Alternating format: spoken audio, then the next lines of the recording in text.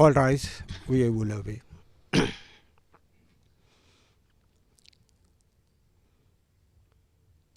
The International Criminal Court is now in session. L'audience de Cour pénale internationale est ouverte.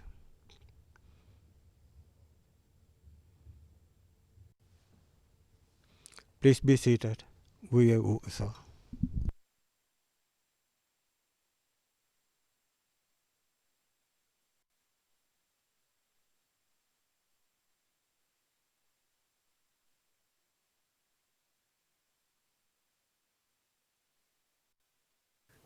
Good morning, Madam President. Good morning, Your Honor. Le greffier d'audience, bonjour Madame la Présidente, bonjour Madame et Monsieur le juge. Situation en République du Mali dans l'affaire le procureur contre Al-Hassan Abdul Aziz Ad Mohamed Ad Mahmoud. Référence de l'affaire ICC 01 12 01 18. Et nous sommes en audience publique. Intervention de la juge présidente hors micro.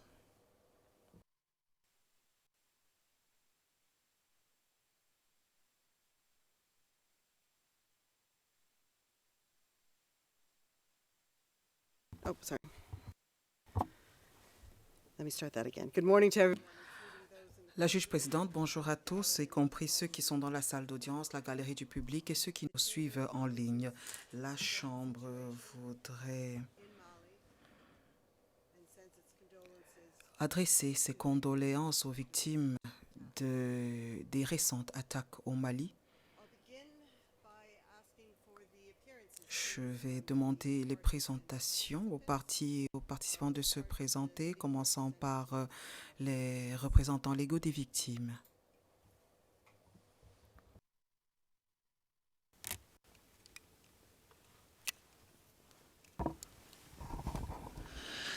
Bonjour, excellente Madame la juge présidente. Bonjour, excellent Monsieur le juge et Madame le juge. Bonjour, chers collègues.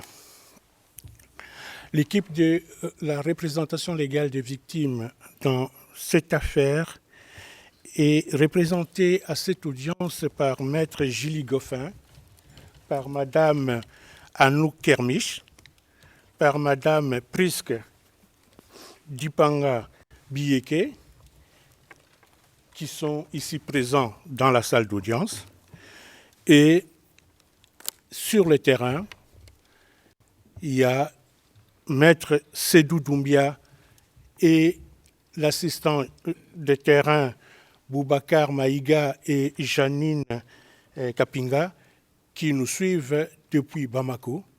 Et Maître Mayombo Kassongo suit l'audience et interviendra, si possible, à partir de Kinshasa. Je vous remercie. Thank you very much. La juge présidente, merci beaucoup. Maintenant, le bureau du Conseil public pour les victimes.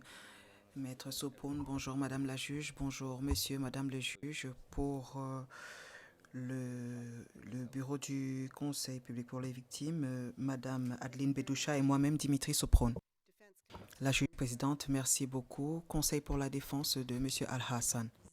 Honorable juge, chers collègues, l'équipe Monsieur Al-Hassan est représentée ce matin par Madame Lili Zanjani, Monsieur Ibrahim Ag Mohamed et par moi-même, Mélissa Beaulieu-Lucier. Et Monsieur Al-Hassan est présent dans la salle ce matin. Merci.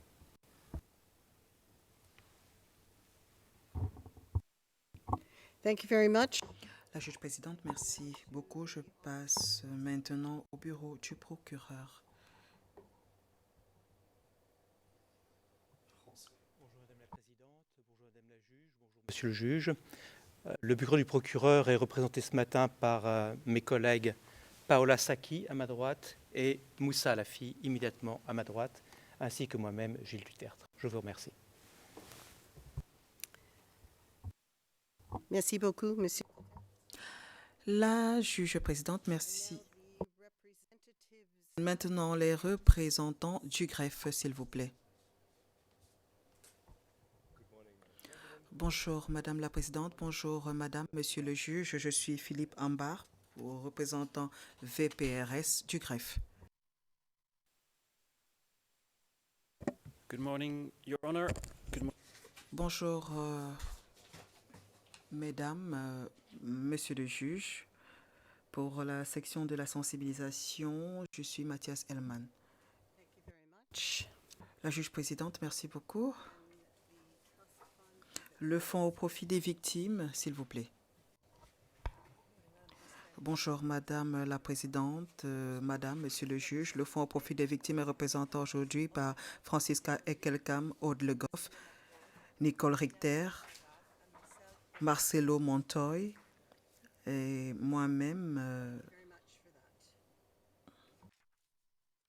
That concludes the Déborah Ruiz. La juge présidente, merci beaucoup. Je pense que nous en avons fini avec les présentations. Aujourd'hui, la Chambre de première instance numéro 10 prononce l'ordonnance de réparation dans cette affaire et vous donnera lecture du résumé public de ses conclusions et constatations conformément à la règle 144.1 du règlement de procédure et de preuve. L'ordonnance de réparation a été préparée et sera notifiée juste après l'audience de ce jour. C'est le seul document qui fait foi et sera disponible sur le site Internet de la Cour pénale internationale. La Chambre rappelle que les crimes pour lesquels M. Al-Hassan a été condamné ont été commis dans le contexte et en association avec un conflit armé non international au nord du Mali. Pendant la période considérée qui s'étend d'avril 2012 à janvier 2013, Ansardine et AQMI ont exercé le contrôle sur la ville de Tombouctou et ont mené des attaques systématiques contre les populations civiles et imposé leur interprétation de la charia sur les résidents.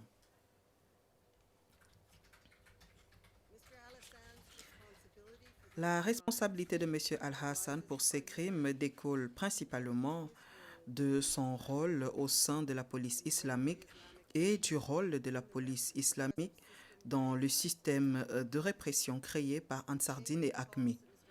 La Chambre rappelle que M. Al-Hassan, qui était un responsable de la police islamique, a été reconnu coupable de 3 chefs de crimes contre l'humanité et 5 chefs de crimes de guerre, nommément la persécution pour des motifs religieux, torture, mutilation, autres actes inhumains, traitement cruel, outrage à la dignité personnelle et imposition de peines sans jugement dûment prononcé par une cour dûment constituée et donnant toutes les garanties reconnues comme indispensables. La Chambre adopte la jurisprudence de la Cour pour les principes de réparation dans la mesure où ils sont applicables pour les faits spécifiques à cette affaire. Comme déterminé par la Chambre d'appel dans l'affaire Lubanga, une ordonnance de réparation doit contenir à minima 5 éléments essentiels. La Chambre s'étendra par la suite sur ses conclusions, en particulier sur la responsabilité personnelle, le statut de victime, le préjudice, les types, modalités et montants de la responsabilité. Pour commencer, par la responsabilité personnelle, la Chambre relève que M. Al-Hassan, ayant été reconnu coupable des crimes qui ont causé préjudice aux victimes tels que définis par l'ordonnance, porte la responsabilité financière du coût de réparation de ce préjudice. En ce qui concerne la nature complémentaire des réparations et du principe d'interdiction de la surindemnisation, la Chambre juge que le préjudice dans le contexte des réparations dans l'affaire Al-Mahdi, qui découle du même conflit, est distinct du préjudice causé par les crimes reprochés à M. Al-Hassan. En ce qui concerne les victimes pour le crime de persécution, la Chambre estime que tous les membres de la population dans la ville de Tombouctou ont été la cible du crime de persécution pour motifs religieux. Étant donné la variété des types de préjudices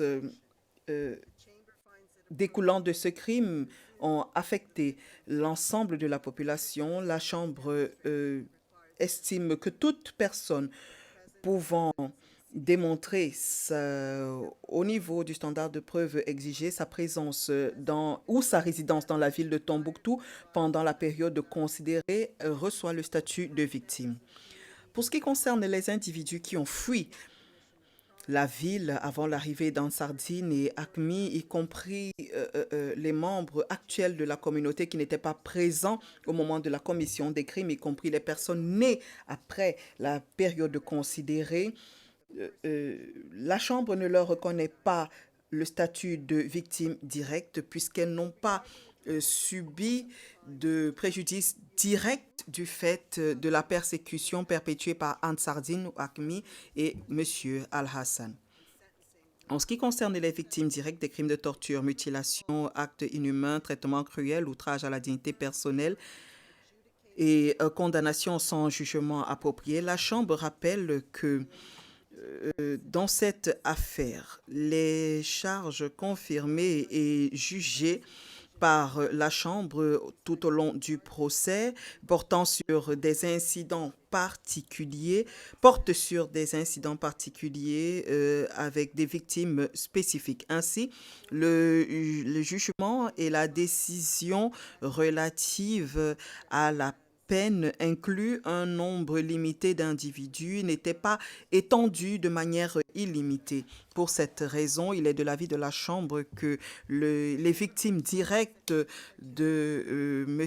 Al-Hassan pour les crimes de torture, mutilation, autres actes inhumains, traitement cruel, outrage à la dignité personnelle et prononcé de peine sans jugement approprié sont les 49 personnes identifiées par le jugement et la décision relative à la peine. La Chambre comprend que le nombre élevé de victimes autorisées à participer et d'autres qui n'ont pas encore été identifiées comme victimes du crime de persécution pourraient avoir vécu des faits similaires et un préjudice similaire. Cependant, la Chambre ne peut pas élargir la portée de la déclaration de culpabilité. La Chambre pense toutefois que puisque les mesures de persécution imposées par Ansardine et ACMI, y compris les arrestations, détentions et imposition de jugements physiques, le préjudice qui découle de cette persécution sur les membres de la population de Tombouctou pour des motifs religieux est traité par l'ordonnance de réparation dans ce contexte. En ce qui concerne les victimes indirectes, d'après la jurisprudence de la Cour, la Chambre considère que tout individu qui a souffert un préjudice résultant du préjudice vécu de manière directe par les victimes directes peut être considéré comme victime indirecte tant qu'elle peut prouver que le préjudice personnel qu'elles ont subi a un lien de cause à effet avec les crimes au niveau de preuves exigées. En ce qui concerne le préjudice, dans cette ordonnance, la Chambre donne des définitions pour le préjudice physique, moral, matériel et communautaire. En ce qui concerne le préjudice commis par les victimes directes de la persécution, la Chambre relève que les règles imposées par Ansardine et ACMI ainsi que les interdictions qui étaient imposées par un système de surveillance et de punition en lien à des actes de violence, de force, d'intimidation et de menaces. Les personnes qui étaient reconnues comme ayant violé les règles et les interdictions étaient punies directement ou amenées au siège de la police islamique où ils étaient détenus dans des conditions difficiles et jugés par la cour islamique. Ils recevaient donc des punitions, y compris emprisonnement, bastonnade ou amputation de la main. Tel que défini par le jugement, il est évident que Ansardine et ACMI, par ces règles et interdictions, ainsi que les punitions qui étaient liées, qui étaient imposées à la population dans son ensemble. La Chambre est donc d'avis qu'en plus des 14 victimes directes reconnues comme ayant souffert ce préjudice dans le jugement pour la torture, la mutilation, autres actes humains, traitement cruel et outrage à la dignité personnelle pourraient également être des victimes qui ont souffert un préjudice physique dans le contexte du crime de persécution. La Chambre établit également que le préjudice moral lié au crime de persécution pour les faits qui suivent sont associés au crime de persécution, imposition d'un système de répression qui a instauré la peur au sein de la population, en particulier pour les femmes et les filles. La Chambre relève que pendant ce procès, de nombreuses victimes féminines ont déclaré qu'elles avaient peur de quitter leur maison puisque tout geste qu'elles poseraient pourrait donner lieu à leur arrestation ou punition. Persecution. L'humiliation et la perte de dignité due à l'imposition d'un islam authentique par Ansardine Hakmi, l'impact moral causé par la destruction des monuments d'importance religieuse d'après les conclusions du jugement, la peur et la honte vécues par les victimes de punitions publiques dans le contexte de persécution, la déscolarisation ou exclusion du système de l'éducation due aux mesures imposées dans les écoles publiques. L'impact à long terme psychologique de la persécution. En ce qui concerne le préjudice matériel, la Chambre rappelle que les conséquences des règles interdiction d'Ansardine et Hakmi ont causé l'interruption des activités professionnelles, la fermeture des boutiques, destruction, confiscation de biens. La Chambre relève que les femmes en particulier ont souffert un dommage économique découlant du crime de persécution puisqu'elles ont dû réduire de manière drastique leurs activités à l'extérieur du domicile par peur d'être arrêtées, punies et réduisant ainsi leurs revenus. En ce qui concerne le préjudice communautaire, la Chambre relève que les éléments de preuve du dossier de l'affaire contiennent de manière extensive des éléments de preuve du préjudice subi par la communauté de Tombouctou dans son ensemble. La Chambre conclut ce qui suit par rapport au crime de persécution, altération de la structure sociale de la ville de Tombouctou, qui a eu un impact sur les traditions culturelles, religieuses et communautaires de la société, l'impact social de la fermeture des écoles, la séparation des familles et perturbation de la tradition de transmission causée par la fuite des populations, destruction de l'héritage culturel et religieux comme mesure de persécution religieuse qui a découlé de la perte d'une identité collective, l'impact social de l'aspect genre des persécutions religieuses. La Chambre note que le jugement du procès et la décision de la peine n'a pas fait des conclusions spécifiques sur le dommage subi par les victimes directes, mais sur la base de la jurisprudence des tribunaux des droits de l'homme associés, la Chambre présume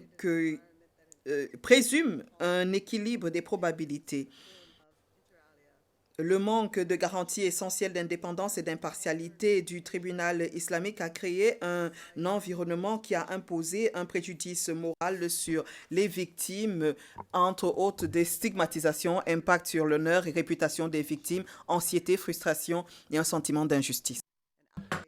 S'agissant du préjudice subi par les victimes directes de la torture, de la mutilation, d'autres actes inhumains, traitements cruels et autres atteintes à la dignité de la personne, la Chambre recense dans son ordonnance portant réparation le préjudice physique, moral et matériel subi par chacune des 14 victimes directes de ces crimes et estime que la reconnaissance de ce préjudice subi par les victimes directes revêt une valeur symbolique et qu'il constitue une mesure de satisfaction. En ce qui concerne le préjudice subi par les victimes indirectes, la Chambre estime que sur la base de l'hypothèse la plus probable, des membres de la famille, des familles des 14 victimes directes de crimes de torture, de mutilation, d'autres actes inhumains, traitements cruels et atteintes à la dignité de la personne, ont subi un préjudice moral sous forme d'impact psychologique. En outre, la Chambre considère que les témoins des châtiments imposés à l'encontre de 14 victimes directes ont subi un préjudice moral qui peut comprendre un préjudice psychologique et émotionnel, un traumatisme résultant du fait d'avoir été victime de personnes flagellées ou amputées, du choc et de la crainte. La Chambre en arrive maintenant aux types et aux modalités de réparation devant être octroyées. En se fondant sur les facteurs précisés par la règle 98.3, la Chambre considère que, en l'espèce, les réparations les plus appropriées pour corriger les préjudices subis par les victimes des crimes pour lesquels M. Alassane a été déclaré coupable sont les réparations collectives de type communautaire ayant une composante individualisée limitée. La Chambre est parvenue à cette conclusion à la lumière de la nature et de la portée du préjudice subi en conséquence des crimes, du nombre de victimes pouvant prétendre à réparation en l'espèce, estimé par la Chambre à quelque 65 202 victimes, la nécessité d'adopter un mode de mise en œuvre efficace et efficient et le besoin de respecter le principe de ne pas nuire à la population de Tombouctou. S'agissant des victimes des crimes autres que la persécution, la Chambre reconnaît que ces victimes, ainsi que d'autres victimes de persécution qui ont subi des actes assimilables à la torture, la mutilation, à d'autres actes inhumains, au traitement cruel et atteinte à la dignité de la personne, qui ont subi un préjudice particulier, notamment physique et psychologique, qui militent en faveur d'une approche plus individualisée de l'octroi des réparations. Et par conséquent, la Chambre a ordonné des octrois individualisés limités s'agissant de ces victimes. La Chambre a examiné minutieusement les observations des parties et des participations relatives à l'octroi d'un montant de quelque nature que ce soit. Toutefois, la Chambre a considéré que, vu les circonstances particulières de l'espèce, les réparations collectives de type communautaire conviennent davantage pour tenir compte des différents types de préjudices subis par les victimes, tout en veillant à assurer l'efficacité et l'intégrité de la procédure. De plus, la Chambre est persuadée que un octroi approprié et significatif symbolique en l'espèce n'est tout simplement pas faisable dans ce cas-ci. La Chambre souhaite préciser que les réparations collectives de type communautaire font référence tant au groupe qui bénéficiera des réparations et au mode de réparation qui sera mise en œuvre. S'agissant du groupe, la Chambre fait référence aux victimes pouvant prétendre à réparation en l'espèce, à savoir la population de Tombouctou, qui était présente pendant le cadre temporel qui nous intéresse. S'agissant du mode dans lequel les réparations seront mises en œuvre, eh bien, cela fait référence aux mesures communautaires et aux programmes qui ont pour but d'atteindre le plus grand nombre de victimes d'une manière qui exige le moins de ressources possible. La Chambre considère que les modalités les plus appropriées en l'espèce pour tenir compte du préjudice subi par les victimes de manière efficace et efficiente est d'octroyer des réparations collectives axées sur des mesures de réhabilitation ainsi que des mesures qui revêtent une valeur symbolique et des mesures de satisfaction. Précisément, la Chambre octroie des mesures de réhabilitation tendant à rectifier le préjudice moral, matériel et communautaire subi par les victimes.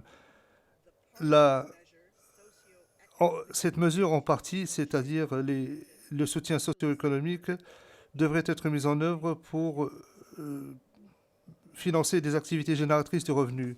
La mise en œuvre de ces mesures de type communautaire pourrait comprendre un soutien financier ayant pour but d'aider les victimes à regagner leur vie sur le plan économique. La Chambre insiste sur le fait que les femmes et les fillettes ont subi un préjudice moral particulier et physique des résultant des crimes de persécution et que cela doit être reflété dans la planification, la conception et la mise en œuvre de tous les projets et initiatives de réhabilitation socio-économique.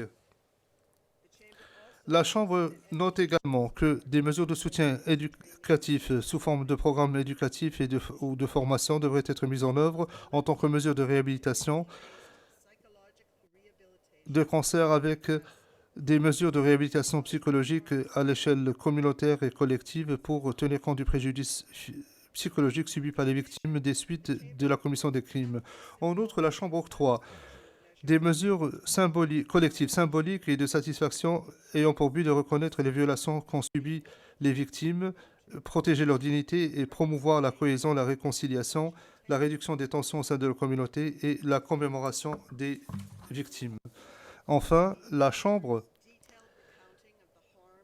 rappelle de manière détaillée le préjudice subi par les victimes dans son jugement de première instance dans sa décision de fixation de la peine et dans cette ordonnance, et cela constitue une mesure de satisfaction en l'espèce. S'agissant de la composante individualisée limitée mentionnée précédemment, la Chambre octroie des mesures de réhabilitation pour tenir compte du préjudice physique et psychologique subi par les victimes individuelles des crimes autres que le crime de persécution, ainsi que des victimes étant dans des situations similaires qui ont subi des actes de persécution. S'agissant du choix des projets et des initiatives, la Chambre estime qu'il convient plus particulièrement au Fonds profit des victimes de procéder à la conception de ces programmes en étroite collaboration avec les victimes. À ce chapitre, la Chambre entérine la proposition relative à un procédé participatif qui permet à la communauté de Tombouctou de déterminer quels projets et initiatives sont les plus appropriés et les plus acceptables pour les victimes. À présent, la Chambre va préciser les coûts associés à chacune des mesures proposées dans l'octroi des présentes réparations.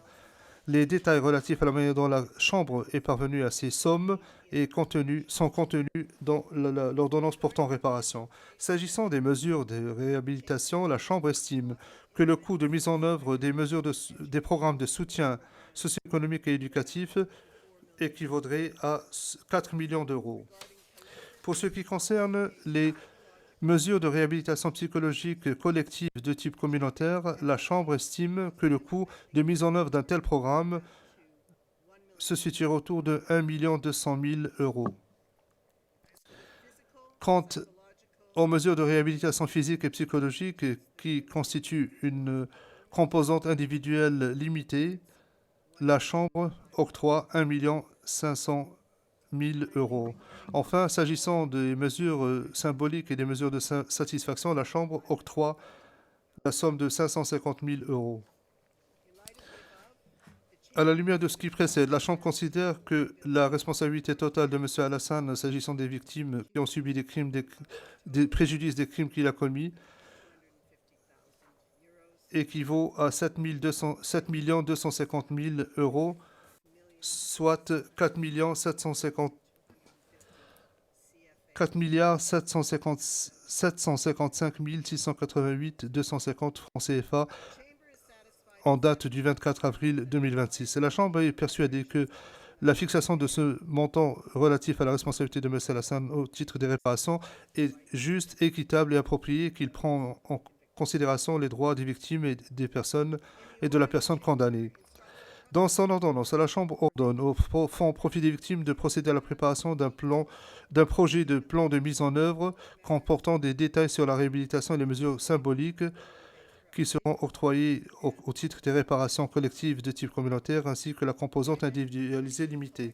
L'identification de la collecte d'informations et l'évaluation des critères d'éligibilité incombera au greffe, et des activités de sensibilisation seront également conçues et menées par le greffe. La Chambre note qu'aucun bien, une propriété appartenant à M. Alassane n'a été identifiée à jour et demande à la présidence de surveiller régulièrement les capacités financières de M. Alassane aux fins des réparations. Étant donné la situation financière actuelle de M. Alassane, la Chambre invite le Fonds profit des victimes et son conseil de direction d'apporter un complément de ressources pour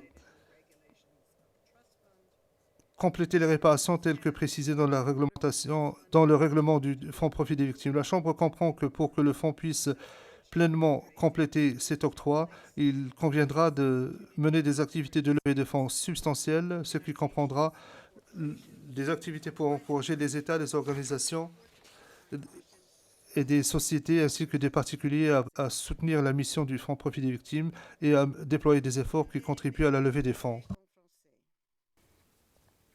La Chambre souhaiterait s'adresser à celles et ceux qui ont subi des préjudices en raison du régime imposé par un Sardaigne ACMI à Tombouctou, mais qui ne remplissent pas les critères afin d'être considérés comme des victimes de crimes autres que persécution. La Chambre souhaite, une fois de plus, reconnaître la réalité de votre souffrance et vous exprimer toute sa compassion, notamment en ce qui concerne les femmes et les filles qui ont particulièrement souffert. La Chambre tient également à exprimer son espoir sincère que les réparations collectives qu'elle a ordonnées seront réparées dans une certaine mesure. Les préjudices que vous avez subis de manière concrète, prompte et effective. Maintenant, je vais reprendre en anglais. For the foregoing Par les motifs précités, la Chambre adopte à l'unanimité les dispositions suivantes et d'autres mesures et dispositions peuvent se retrouver également dans l'ordonnance de réparation. La Chambre ordonne des réparations à l'encontre de M. Alassane, octroie des réparations collectives de type communautaire ayant une composante individualisée limitée, axée sur la réhabilitation, des mesures symboliques et des mesures de satisfaction qui bénéficieront aux victimes directes et indirectes de l'espèce. Estime que la responsabilité financière de M. Alassane au titre des réparations se situe autour de 7 250 000 euros, à savoir 4 755 688 250 francs CFA.